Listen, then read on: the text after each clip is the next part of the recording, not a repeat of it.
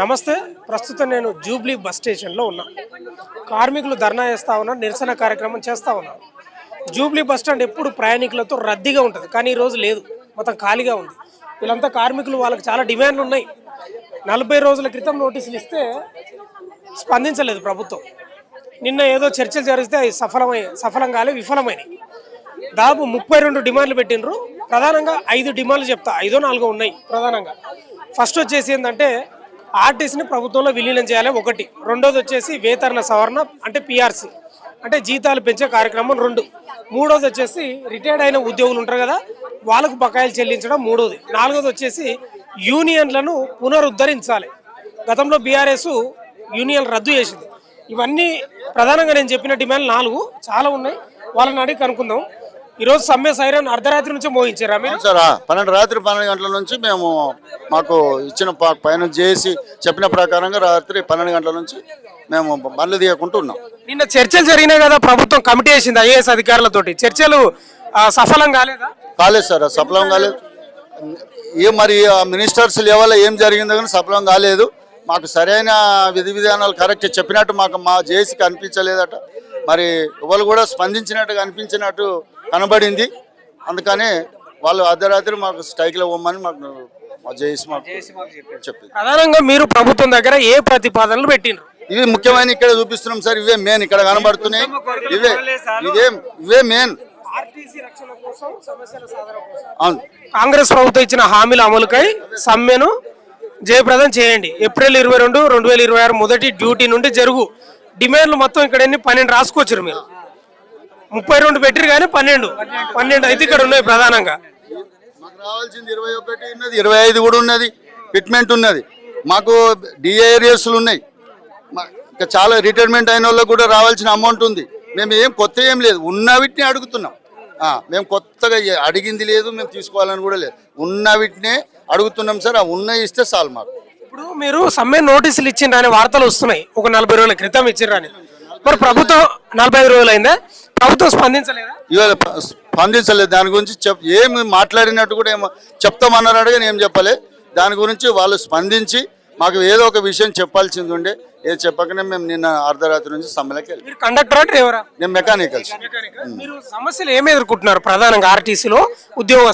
ఉద్యోగస్తులు అంటే చాలా సమస్యలు ఉన్నాయి మాకు. ఎందుకంటే యూనియన్లు లేవు కాబట్టి. యూనియన్లు ఒకటి లేవు. వర్క్ ఒత్తిడి కూడా ఉంటుంది, వర్క్ లోడ్ ఉంటుంది, వర్క్ ఒత్తిడి కూడా ఉంటుంది. అన్నిటి ఎదుర్కొని అయినా డ్యూటీలు సక్రమంగానే చేస్తున్నాం మనం. గ్యారేజ్ స్టాఫ్ కూడా బాగానే చేస్తుంది. బండ్లు లేకుండా పాత బండ్లు కూడా నడిపించే ప్రయత్నం చేస్తున్నాం. మేనేజ్మెంట్ సామాను కూడా తెచ్చడం చేస్తుంది బాగానే. ప్రజల గురించి మంచి సేవ చేస్తుంది ఆర్టీసీ. ప్రజలను గమ్యస్థానానికి చేరవేసే ప్రయత్నం. కానీ ఆర్టీసీ వానికి రావాల్సింది ఇస్తే వాడు హ్యాపీగా డ్యూటీ చేసుకోవడానికి అవకాశం ఉంటుంది. మీరు ప్రధానంగా సరే 32 డిమాండ్లు పెట్టారు. ప్రధానంగా ఒక 4 గట్టి వినిపిస్తా ఉన్నాయి. ఆర్టీసీని ప్రభుత్వంలో విలీనం చేయాలని. ఈ డిమాండ్ ఎప్పటి నుంచి ఉంది మీకు? మాకు అప్పుడు కేసీఆర్ గవర్నమెంట్ ఉన్నప్పటి నుంచే ఉన్నది. అప్పుడు అనుకున్నదే సార్, 19 అప్పటి నుంచి. ఎందుకు చేయలేకపోతుంది మరి ఎందుకు చేయలేకపోతున్నారు? చేస్తామంటున్నారు, అంతదాకా తెస్తున్నారు, మళ్ళీ పక్కన పెడుతున్నారు. గతంలో మీరు బీఆర్ఎస్ ప్రభుత్వంలో దాదాపు 50 రోజులు చేసిండ్రు. కొందరు అసలు బాసిండ్రు, అమరులైనరు గవర్నమెంట్లో విలీనం చేయాలని. మరి ఎందుకు చేయలేకపోతున్నారు? ఏమన్నా ప్రభుత్వానికి ఏమన్నా ఆదాయం అంటే భారం పడుతుందా? ఏం భారం పడుతుంది సార్? ఇప్పుడు ఉమ్మడి ఆంధ్రప్రదేశ్ ఉన్నప్పుడు మనము ఇప్పుడు ఆంధ్ర తెలంగాణ సపరేట్ కాగానే ఇమీడియట్ అక్కడ పోయి ఆంధ్రాను గవర్నమెంట్లో కలిపారు. మరి తెలంగాణను గవర్నమెంట్లో కలపొచ్చు కదా. ఇప్పుడు ఆంధ్ర కలిపారు. మన నంబర్ 1 రాజధాని, మిగులు బడ్జెట్ తెలంగాణ అని చెప్పారు సార్. అది దీన్ని కలపకుండా వాళ్ళు ఏం లేని వాళ్ళు అక్కడ కలుపుకుర్రు అంటే మనం కలపలేదంటే దీన్ని మీరు ఆలోచన చేయాల్సిన అవసరం. ప్రభుత్వం వైఫల్యం అంటారా? ఇది ప్రభుత్వం కావాలనే చేస్తుంది, కలపలేకపోతుంది. మాకు ఏ భారం పడది. అయినా కానీ వాళ్ళు ఎందుకు కలుపుతలేరు? ఆంధ్ర కలిపారు అంటే తెలంగాణ ఎందుకు కలుపుతలేరు అనేది మాకు ఒకటి బాధ. గతంలో బీఆర్ఎస్ ప్రభుత్వం చేయలేదు, ఈ ప్రభుత్వం చేస్తా అని చెప్పింది. హామీ ఇచ్చింది కాబట్టి మేము అడుగుతున్నాం. ఇచ్చింది 2.5 సంవత్సరాలు పూర్తయింది కాబట్టి మేము కూడా వెయిట్ చేసినాము. ఇప్పటి వరకు మరి దీనికి సరైన మాకు స్పందన కనబడతలేదు కానీ మాకు డౌట్ వచ్చి మేము సమ్మెలోకి వెళ్ళిపోతున్నాం. ప్రభుత్వం కూడా కొన్ని మాటలు అంటుంది, నా పెద్ద నష్టమేం కాదు వీళ్ళు ధర్నాలు చేస్తే, మేము ప్రత్యామ్నాయం చూస్తామని చెప్తా ఉన్నారు. ఇగో ఎన్నిసార్లు ఎన్నో గవర్నమెంట్లు ఆర్టీసీతో పెట్టుకుని నష్టపోయినవి ఉన్నాయి సార్. మేము 55 రోజులు సమ్మె చేసినప్పుడు ప్రజలు ఎంత సఫర్ అయినో కూడా తెలుసు.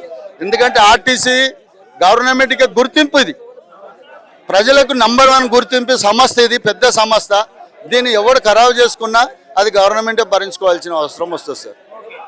ప్రభుత్వం ఏం చెప్తా ఉందంటే మాకు ఒక 4 వీకులు అంటే 1 నెల రోజులు టైం ఇవ్వండి, మేము పరిశీలిస్తాం, వింటున్నాం, చేద్దామని చెప్తా ఉంది కదా. మేము ఆల్రెడీ సార్ మేము 40 రోజులు ఇచ్చినాము. మా జేఏసీ నోటీస్ ఆల్రెడీ ఇచ్చింది. మీరు పిలవలసింది ఉండే, మీరు పిలిచేది ఉండే, మీరు ఎందుకు పిలవలేకపోయారు? మేము ఆల్రెడీ రాత్రి అర్ధరాత్రి సమ్మెలో పోయినాక మేము 40 రోజులు మేము ఇంకా టైం ఇవ్వమంటూ అడగటం కూడా వాళ్ళ సమాజం కూడా కరెక్ట్ కాదని మేము అనుకుంటున్నాం సార్. ఇప్పుడు యూనియన్లు లేకపోవడం వల్ల ఏమి ఇబ్బంది అవుతుందండి మీకు? ఇప్పుడు యూనియన్ లేకపోతే ఇప్పుడు సపోజ్ స్ట్రైక్లోకి వెళ్ళాం సార్, ఇప్పుడు స్ట్రైక్ వెళ్ళాం, సపోజ్ స్ట్రైక్లోకి వెళ్ళాం, వీళ్ళందరినీ గ్యాదర్ చేయాలంటే ఒక నాయకత్వం ఉండాలి. ఇప్పుడు ప్రజెంట్ ఎవ్వరు లేరు, మేము అందరం స్వచ్ఛందంగా వచ్చాం, ఎవరు కాళ్ళు చెప్పుకుంటాం, ఆయన నాకు చెప్పడం, నేను ఆయన చెప్పడం, మామూలుగా అందరు కలిసి చెప్పుకున్నాం. ఎవరు మాకు ఒక లీడ్ చేసి ఎవరు లేరు. అప్పుడంటే యూనియన్స్ లీడ్ చేసి, ఇప్పుడు ఎవరు లీడ్ చేసేటోళ్ళు లేరు. ఇప్పుడు 42 days ముందు మేము స్ట్రైక్ నోటీస్ ఇస్తాం సార్. మేము అంటే 6 వారాలు టైం ఉన్నట్టు, ఈ 4 వారాలు అడిగి అప్పుడు ఏం చేసినట్టు, మరి ఏం చేసినట్టు? పొన్నం ప్రభాకర్కి ఏం చేసినట్టు? కాంగ్రెస్ గవర్నమెంట్ ఎందుకు మేము అందరం ఎందుకు ఇది చేసినట్టు? వాళ్ళకి ఓటు చేసి ఎందుకు గెలిపించినట్టు? ఆయన తప్పు చేశాడనే, కేసీఆర్ తప్పు చేశాడని మేము ఈయన ఎన్నుకున్నాం. వీళ్ళు కూడా మాకు ప్రతి ఒక్కరు తెలుగుదేశం గవర్నమెంట్లో తప్పు జరిగింది, కాంగ్రెస్ గవర్నమెంట్లో జరిగింది, బీఆర్ఎస్ గవర్నమెంట్లో తప్పు జరిగింది. ఎప్పుడు ఇదే ఆర్టీసీ వాళ్ళకే నష్టపోతున్నాడు. 17 పే స్కేల్ ఇవ్వాలి, ఆ పే స్కేల్ IR ఇచ్చారు. కాంగ్రెస్ గవర్నమెంట్ వచ్చి ఫిట్మెంట్ 5% ఫిట్మెంట్ ఇచ్చారు, 21%. దాంట్లో HRA కోత 6% చేశారు. మాకు ఏమొచ్చినట్టు? అయిపోయింది. 21 పే స్కేల్ కావాలి. 21 నుంచి ఇప్పుడు ఎంత అవుతుంది చెప్పండి? ఇప్పుడు 4 yearsకి ఒకసారి మీకు పే స్కేల్, వాళ్ళకేమో 5 yearsకి, మాకు 4 yearsకి. మాకు కార్పొరేషన్ గవర్నమెంట్లో ముక్కుకు నేలకు రాసుకున్నా సరే గవర్నమెంట్లో విలువను చేయనని చెప్పిండు. మళ్ళీ ఆయనే చెప్పాడే కానీ విలువను చేస్తాను దగ్గర, ఇది ఎలక్షన్ టైంలోనే. కానీ దగ్గరకు వచ్చి ఎలక్షన్ టైం దగ్గరకు వచ్చేటప్పటికి ఇది చేశాడు, కాలేదు. అది వీళ్ళు వచ్చి చేస్తామని చెప్పారు, చేయాలి కదా. బీఆర్ఎస్ ఎలక్షన్లకు ముందు చెప్పినట్టుంది కదా. చెప్పింది సార్, చెప్పింది చేస్తామని చెప్పి. ఎందుకు మీరు నమ్మలేదా? నమ్మటం అంటే లాస్ట్కి చెప్పారు సార్. అలా ఇప్పుడు గవర్నర్ లేదంటే గవర్నర్ని అక్కడి నుంచి ఇక్కడ తీసుకొచ్చారు. కానీ ఆమెను పుదుచ్చేరులో ఎక్కడ ఉంటే గవర్నరు ఆమె తీసుకొచ్చారు. కొన్ని అన్నీ సరిగ్గా చేయలేదు, టయానికి చేయకోకుండా ఏదో మమ్మల్ని మబ్బి పెట్టినాక చేసాడు కేసీఆర్. సేమ్ ఈయన గెలిపించుకుంటే ఈయన కూడా అట్లా చేస్తే ఎట్లాగా?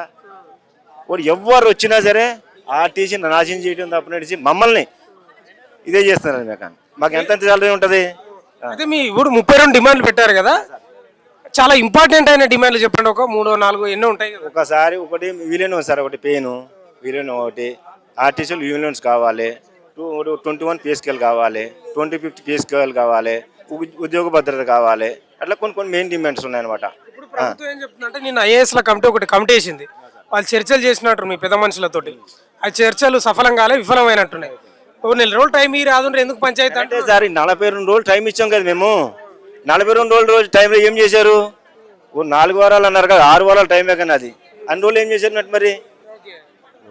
ఇప్పుడు మాకు ఒక 4 డిమాండ్లు, ఇప్పుడు ఉన్న డిమాండ్లో 4 మెయిన్ డిమాండ్లు. ఆర్టీసీని విలీనం చేస్తాం, గవర్నమెంట్ PRC ఒకటి ఇస్తాము. ఇప్పుడు మాకు DA అరియర్స్ రావాలి, 2017 పే స్కేల్ అరియర్స్ రావాలి. ఈ ఇస్తామంటే మేము కంపల్సరీ స్ట్రైక్ నిర్మిస్తాం. మేము ఎందుకు చేస్తాం? మేము ఇప్పుడు స్ట్రైక్ చేయటం వల్ల మాకు కూడా కష్టమే కదా. ఇంకోటి తెలుసా, మీ ఆర్టీసీ ఉద్యోగులు ఉంటారు కదా, ప్రజలకు మీ మీద కొంచెం మంచి అభిప్రాయం ఉంటుంది. ఎందుకంటే టైంకి వస్తారు, ప్రయాణికులను తీసుకుపోతారు. సరే వేరే ఉద్యోగుల మీద కొంచెం ఉంటుంది వాళ్ళు సరిగ్గా రకరకాలు ఉంటాయి, నేను చెప్పను. కానీ పని సరిగా చేయరని, అవి ఇవి అని, లంచాలు గించాలని. మీ దగ్గర అట్లా ఉండదు. మీరు టైంకి వచ్చి బస్ తీస్తారు, పోతారు, ప్రయాణికులను తీస్తారు. మీ మీద మంచి అభిప్రాయం ఉంది, ప్రజల మద్దతు కూడా మీకు ఉంది. కంపల్సరీ ఉంటుంది సార్. మాకు ఈ మహాలక్ష్మి పథకం వచ్చిన తర్వాత 120 మంది 130 మంది వరకు బస్సులు ఎక్కుతున్నారే. కానీ ఒక డ్రైవర్ కష్టమే, కండక్టర్ కష్టమే. కండక్టర్ కూడా వెళ్ళలేడు అసలు లోపలికి, అంత కష్టం ఉంటుంది. కానీ వల్ల బాగా టైట్ అయిపోయింది.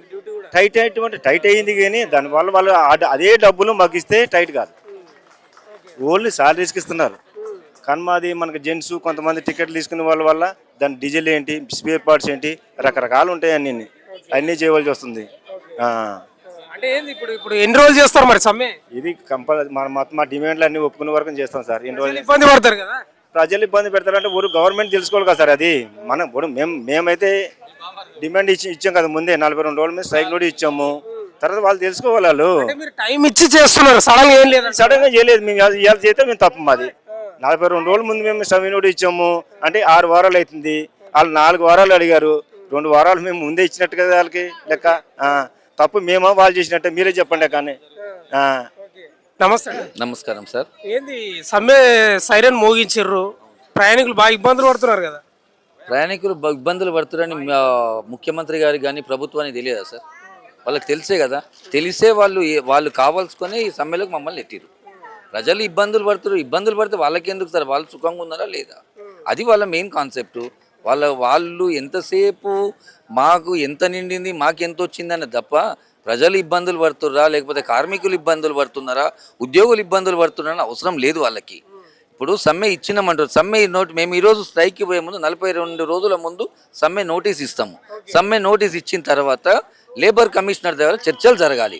3 దఫాలుగా లేబర్ కమిషనర్ దగ్గర పోతే ఆర్టీసీ అధికారులు రాలేరు, అబ్సెంట్ అయినరు. అబ్సెంట్ అయినప్పుడు లేబర్ కమిషనర్ గారు వీళ్ళు ఆర్టీసీ అధికారులు రావట్లేదు, వీళ్ళు సమ్మెకు పోవడానికి వీళ్ళు దే ఆర్ ఎలిజిబుల్ అని చెప్పేసి గవర్నమెంట్కి లెటర్ పంపించినా కూడా 20 రోజుల లోపల కూడా ప్రభుత్వం దగ్గర నుండి ఎటువంటి చర్చలు జరగకుండా వాళ్ళు ఎటువంటి మా జేఏసీ నాయకత్వాన్ని పిలవకుండా నిన్న 6 గంటల సమయంలో 3 ఐఏఎస్ కమిటీలో ఐఏఎస్ని ప్రిన్సిపల్ సెక్రటరీ 3ని నిన్ననే పిలిపించినట్టే. నిన్ననే వాళ్ళు అపాయింట్ అయినరా? నాకు డౌట్ ఏంటంటే నిన్ననే వాళ్ళు అపాయింట్ అయినరా? వాళ్ళు నిన్ననే ప్రిన్సిపల్ సెక్రటరీస్ అయిపోయినరా? మరి అయిపోయినప్పుడు వాళ్ళు ఇన్ని రోజులు ఎందుకు పిలవలే? నువ్వు ఒక 4-5 దఫాలుగా చర్చలు జరుగుతుండే కదా, మళ్ళీ ఎందుకు చర్చలు జరపలేదు? అంటే ఉద్దేశపూర్వకంగా ఏదో పెట్టినాము, మేము చర్చలు జరిపినాము, వాళ్ళు వేసి వెళ్ళిపోయినరు అని చెప్పేసి. కానీ అక్కడ జరిగిన వాస్తవాలు మా నాయకుల కన్నా ముందే అక్కడ ఉన్నటువంటి సెక్రటరీలు ఎవరైతే కమిటీ వేసారో వాళ్ళే ముందు వెళ్ళిపోవడం జరిగింది. వాళ్ళు వెళ్ళిపోయినాక మా వాళ్ళు 10 నిమిషాలు వెయిట్ చేసి వీళ్ళు వస్తారేమో అనుకున్నారు, కాలేదు, వాళ్ళు అటు వెళ్ళిపోయినారు. కాబట్టి చర్చలు విఫలమని మా వచ్చారు. ఎందుకు విఫలమైతే సార్? సానుకూలంగా మాట్లాడాలి కదా, సానుకూలంగా మాట్లాడాలి. ఇది మేజర్ డిమాండ్లు. ఇందులో 32 డిమాండ్లలో మేజర్ డిమాండ్లు 4. విలీన ప్రక్రియ నువ్వన్నదే కదా. గత ప్రభుత్వం గెజిట్ వచ్చిన దాన్ని ఈరోజు నువ్వు అపాయింటెడ్ డేట్ ఇవ్వడం తప్పేంటి? ఈరోజు అసెంబ్లీలో ఆమోదం పొందాలి అని అడగట్లే కదా.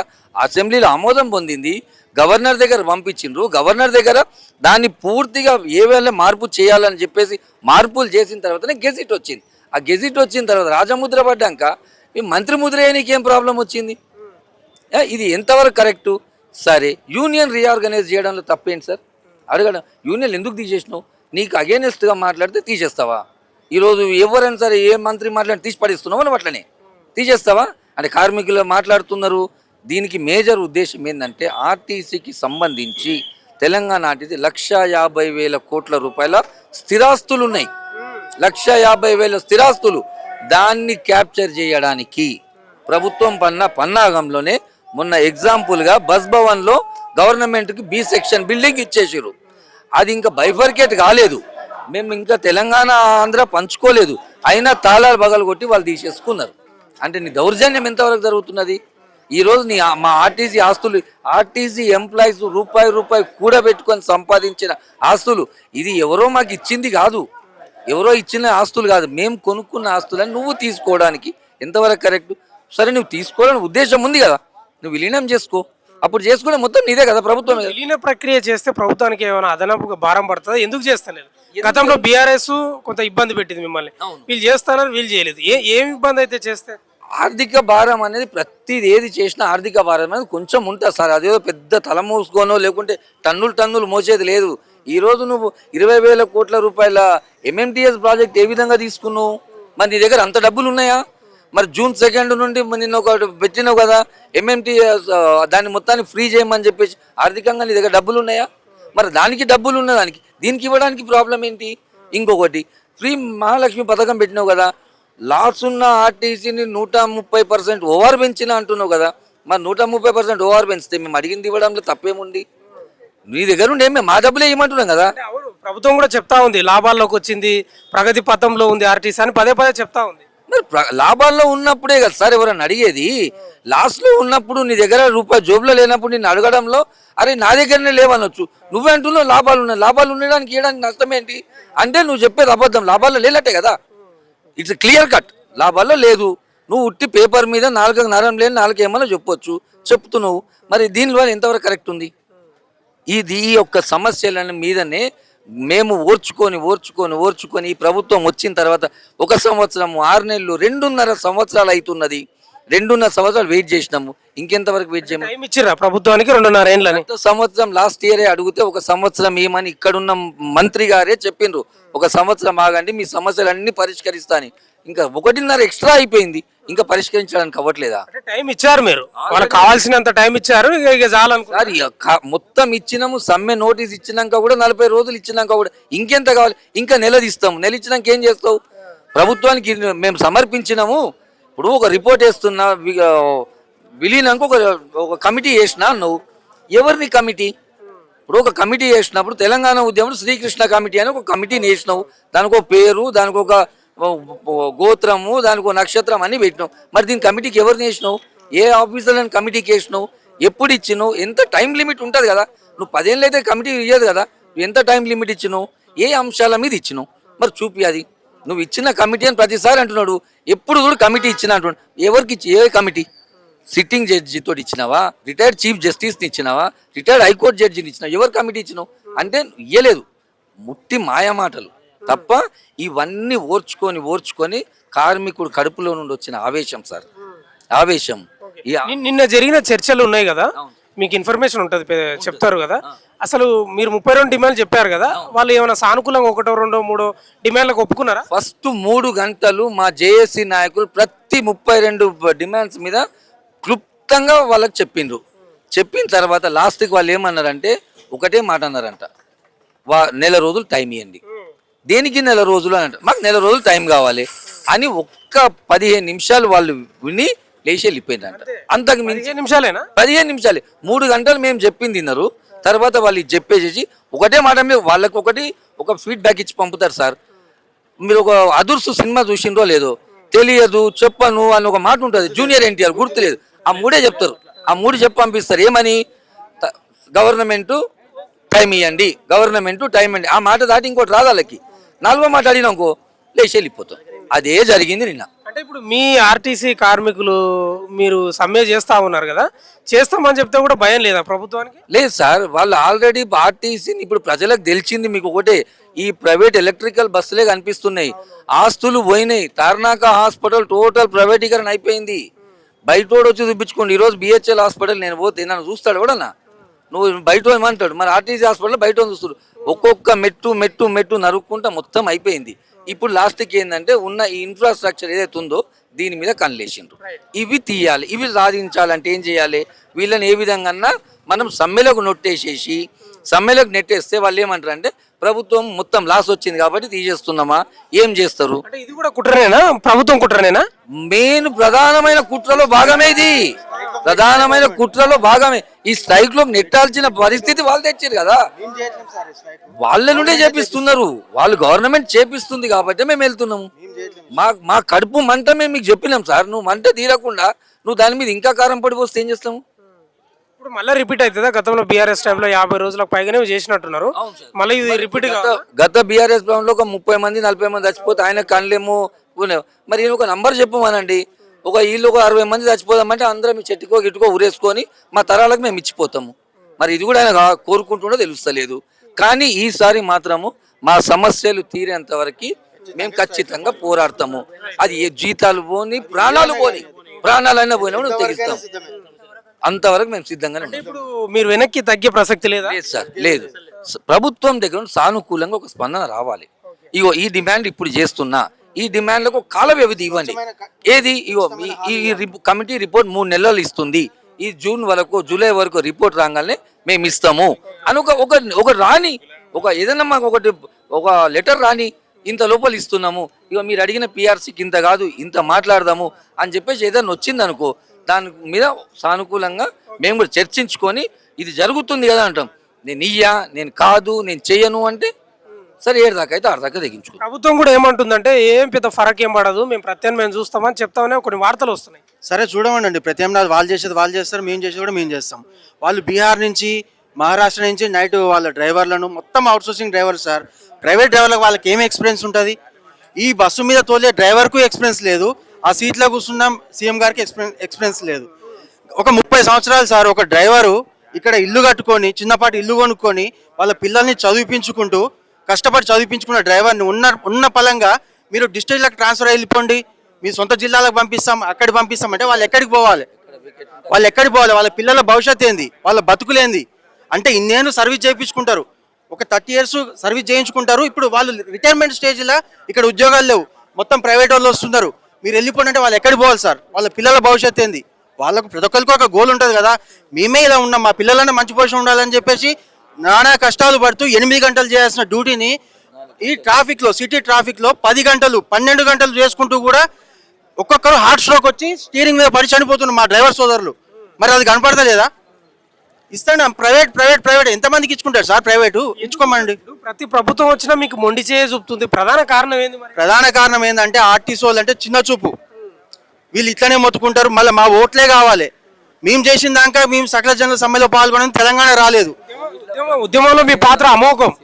కోవిడ్ పీరియడ్లో కూడా మేము ముందుండి చేసినాం, ఫ్రంట్ లైన్ వారియర్స్గా మేము ప్రతిదీ మేమే చేసినాం. కానీ ఏ గవర్నమెంట్ వచ్చినా మరి మా డెస్టినీ ఏందో మేమేందో కానీ ఏ గవర్నమెంట్ వచ్చినా కానీ ఆర్టీసీ కార్మికులు అంటే చిన్న చూపు. మళ్ళీ వీళ్ళతోటే అన్ని పని ఉంటుంది. వీళ్ళు మీటింగులు పెడితే ఫస్ట్ ఆర్టీసీ బస్సే రావాలి. వీళ్ళు కేసీఆర్ గవర్నమెంట్లో ఆయన నైట్ ఫామ్ హౌస్లో పండుకొని రేపు స్ట్రైక్ అంటే ఫస్ట్ బస్సు బంద్ చేసేది మేము ఆర్టీసీ వాళ్ళే. మా జీవితాలు పోగొట్టుకున్నాం, కష్టపడ్డాం, బాధపడ్డాం, అన్ని చేసి తెలంగాణ సాధించుకున్నాం. దేనికి మళ్ళీ మీరు రోడ్లు ఎక్కాల్సిన పరిస్థితి ఏర్పడ్డది. ఆయన కేసీఆర్ చేసి సాధించింది ఏం లేదు. ఆయన గవర్నమెంట్లో చేసి 15 అరిగోసలు చూపించిండు. లాస్ట్ మూమెంట్లో అది ఇదే అని చెప్పి మ్యాజిక్ చేసిపోయిండు. మరి ఈయనకు అంతా చేసిపోయింది, ఆయన 90% కంప్లీట్ చేసిపోయిండు మొత్తం ప్రాసెస్. ఈయన జస్ట్ అపాయింటెడ్ డే అని ఇవ్వడానికి ఈయనకు వచ్చే ప్రాబ్లం ఏంది? ఎంత బడే పడుతుంది గవర్నమెంట్? పూర్తి స్థాయి అంతా అయిపోయింది, 90% అయిపోయింది సార్. ఆల్రెడీ గెజెట్ ప్రాసెస్ అయింది కదా, గవర్నర్ తోటి కూడా అయిపోయింది కదా. ఈయన జస్ట్ మాకు మిగిలింది అపాయింటెడ్ డే ఇవ్వడం అంతవరకే. ఈయనకు పెద్ద వచ్చిన నష్టం ఏం లేదు. మాది ఒక్కటే లాస్ కాదు కదా సార్, ప్రతి ఒక్కటి ఉన్నది గవర్నమెంట్ సంబంధించింది. చేస్తాం మేము ప్రజాప్రభుత్వం, ఇది ప్రజల కోసం ఉన్న ప్రభుత్వం అని చెప్తా ఉన్నాం. మాటలు మస్తు చెప్తుంది సార్, చెప్పడం. ఈయన ఎలక్షన్ ముందు కూడా మస్తు చెప్పిండు, మేము కడుపులో పెట్టుకొని చూసుకుంటాం ఆర్టీసీ కార్మికులు మా సోదరులు లెక్క అని. మేము సరూర్ నగర్ స్టేడియంలో సమ్మె చేస్తూ కూడా ఆడికొచ్చి చాలా మాట్లాడిండు. అరే నిజమే ఉన్నట్టుందిరా భయ్ అని చెప్పేసి మేము ఆయన మంచోడు కాదని చెప్పి ఈయన గెలిపించుకున్నాం. చివరికి వెనకటికి ఒక సామెత ఉంది, ఏరు కోరి తెచ్చుకున్న మొగుడు అంటే ఎగిరెగిరి తండ్రిడంట. ఇప్పుడు సేమ్ మా పరిస్థితి అట్లనే అయిపోయింది ఆర్టీసీ వాళ్ళ పరిస్థితి. ఆయనకు ఓట్లేస్తే ఆయనకు ఫాయిదా లేదు. ఆయన సుక్కలు చూపించి మా సోదరులు 50 మంది చనిపోయారు. ఆ రోజు కన్న కష్టం పడినాం మేము. 55 రోజులు ఇదే జేబీఎస్లో పిచ్చోళ్ళలాగా తిరిగినాం సార్. కానీ మళ్ళీ అదే రోడ్డు మీదకి వేసిండు. ఇంత ప్రేమ ఉన్న మనిషి నువ్వు స్ట్రైక్ కాకుండా చూడాలి.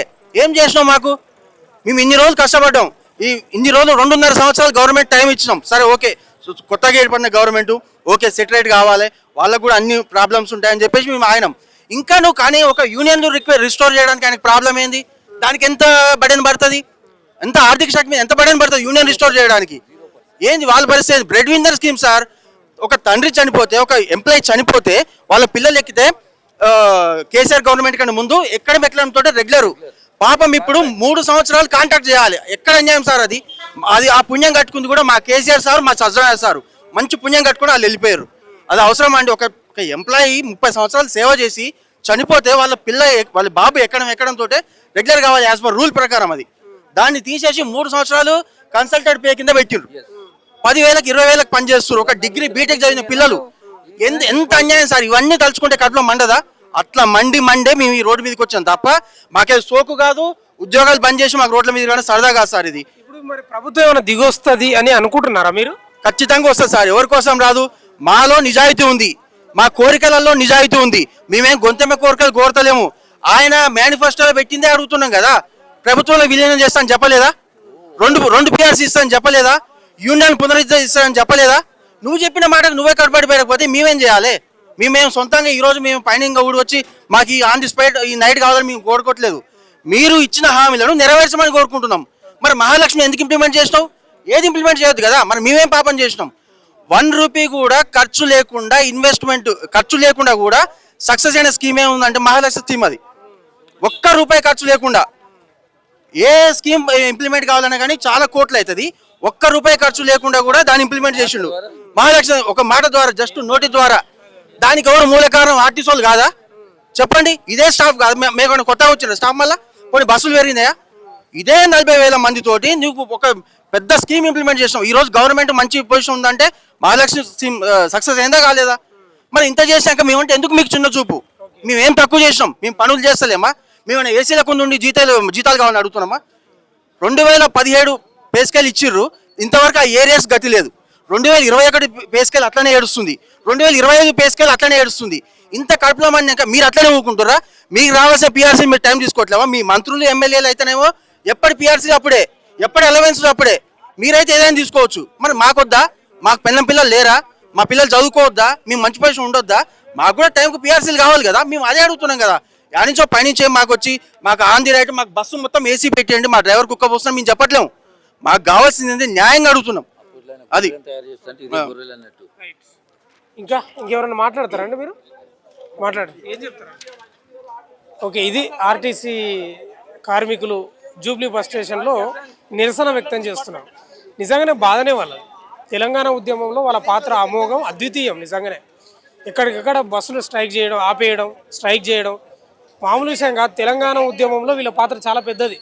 తమాషా ఏంటంటే తెలంగాణ ఉద్యమం నేనే చేసిన అని చెప్పుకుంటున్నటువంటి కేసీఆర్ కూడా వీళ్ళని పట్టించుకోలేదు. రేవంత్ రెడ్డి గతంలో హామీ ఇచ్చిండు ప్రతిపక్షంలో ఉన్నప్పుడు, ఇప్పుడు కూడా ఇంప్లిమెంట్ చేయట్లేదు. చర్చలు నిన్న వేస్తే ఆ చర్చలకు ఒక్కదానికి సానుకూలంగా స్పందన రాలేదంట. సరే చూస్తాం, ఒక నెల రోజులు టైం అంటే నెల రోజులు కాదు 45 రోజులు టైం ఇచ్చినట్ట. ఇంకెన్ని రోజులు ఇస్తారు? ఇంకా వాళ్ళు ఏమంటారు అంటే కొత్త ప్రభుత్వం కదా కొంచెం టైం ఇద్దాము అని ఒక దాదాపు రెండేళ్ల పైనే టైం ఇచ్చారు. అయినా కూడా ఉలుకులేదు పలుకులేదు. ఇక లాభం లేదని సమ్మెకి దిగరు. ఏం చేయమంటావు మరి? సహనం ఓర్పు బద్దలైతే గిట్లే ఉంటుంది మరి, అంతేనా? మనిషికి సహనం ఓర్పు బద్దలైతే ఇట్లే ఉంటాయి మరి, ఉద్యమాలకు ఇట్లే స్టార్ట్ అవుతాయి. చాలా ఆవేదన వ్యక్తం చేస్తున్నారు. నిజంగా ప్రజలకు మీ ఆర్టీసీ ఎంప్లాయీల మీద చాలా మంచి భావం ఉంటాయి. ఎందుకు తెలుసా?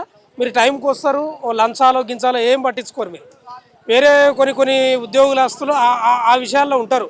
మీరు అట్లా ఉండదు. మీరు 100% పని చేస్తారు. వీళ్ళు వచ్చి వీళ్ళపైన వివక్ష ఏందో అర్థం కాలేదు. తెలంగాణ వచ్చినాక అయితే అవుతుంది, భారం అయితే అవుతుంది. ఓ 2-3 రేట్లు పెంచాలి దానిల మీద. మనోళ్ళే కదా బతికేది, ఆర్టీసీ కార్మికులే కదా, వాళ్ళ బతుకులు బాగుపడాలి కదా. తెలంగాణ ఉద్యమంలో వాళ్ళ పాత్ర చాలా పెద్దది కదా. మీకు ఏమైనా ఆదాయం తక్కువ అయితే మీకు మద్యం లేకపోతే నడవదు కదా, ఓ 10 రూపాయలు పెంచు, తాగేటోడు దాతనే ఉంటాడు. ఇప్పుడు ఏమవుతుంది? బతుకుతే మనోళ్ళే కదా బతికేది, మంది ఏం కాదు కదా. ఎందుకంత బాధ అవుతుందేమో ప్రభుత్వాలకు, మరి ముఖ్యమంత్రులకు. వాళ్ళ ఆస్తులు అమ్మి ఏమంటున్నారా? వీళ్ళే పన్నులు కడతారు. మళ్ళీ ఏముంది, తప్పే ఉంది? చూడండి, నిరసన మాత్రం తగ్గేదే లేదని చెప్తా ఉన్నారు. ఏదైనా కొని ఎంతకైనా కానీ ఇక పోతూనే ఉంటాం ముందుకు అని చెప్తా ఉన్నారు. మీకు అల్టిమేటమే. మీరేదో మేకపోతు గాంభీర్యాలు వదులుతున్నారు. మాకు వేరే ప్రత్యామ్నాయం ఉంది, మాకు ఫరక్ పడదని. ఎన్ని రోజులు చేస్తారంటే నాకు అర్థం కాదు. ఫరక్ పడదని మీరు ఏదో అంటున్నారు. 100% వాళ్ళు తగ్గేదే లేదని చెప్తా ఉన్నారు. ఇది ఇక్కడ ఉన్న ప్రజెంట్ జూబ్లీ బస్ స్టేషన్లో ఉన్న సిచ్యువేషన్. చూస్తూనే ఉండండి మన తొలి వెలుగు.